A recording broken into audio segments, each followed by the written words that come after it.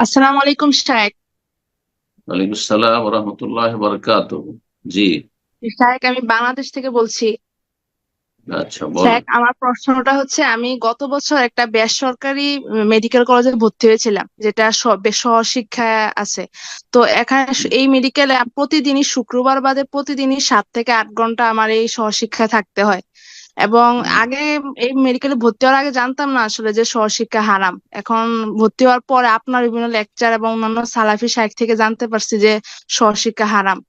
এখন শাইখ, একজন মাদানী শাইখকে জিজ্ঞেস করেছিলাম যে এখন কি করব। উনি বললেন যে আহ, মানে এখান থেকে বের আসার জন্য চেষ্টা করতে হবে এবং আল্লাহর কাছে সাহায্য চাইতে হবে।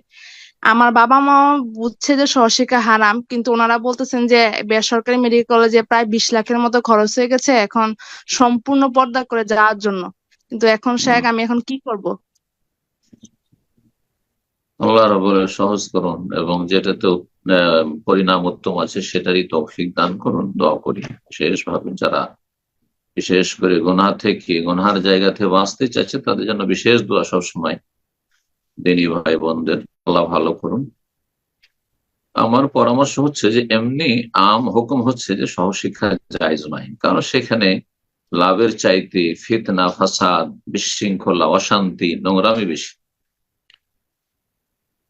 কিন্তু যখন এত লাখ টাকা খরচ হয়ে গেছে, তাহলে সেখানে পর্দা মেনটেন করে, হেজাব, যদি পর্দা নিষেধ না থাকে, পর্দা নিষেধ থাকলে বলবো যে মোটেই চলবে না পড়াশোনা।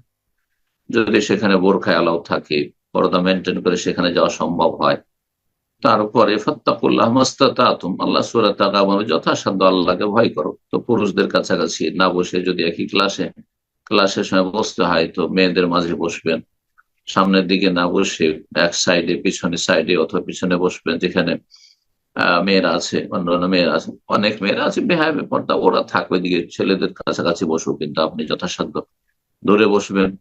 আর ছেলেদের সাথে অতিরিক্ত প্রয়োজনের বেশি কথাবার্তা নয়, যতটুকু প্রয়োজন ততটুকুতে, যেমন লেখাপড়া সম্পর্কে যতটা প্রয়োজন জরুরি ততটাই কথা বলবেন এবং ভদ্রভাবে কথা বলবেন। এমন কোনো কথা বলবেন না, বলার সুযোগ দেবেন না, না বললে সুযোগও পাবেন।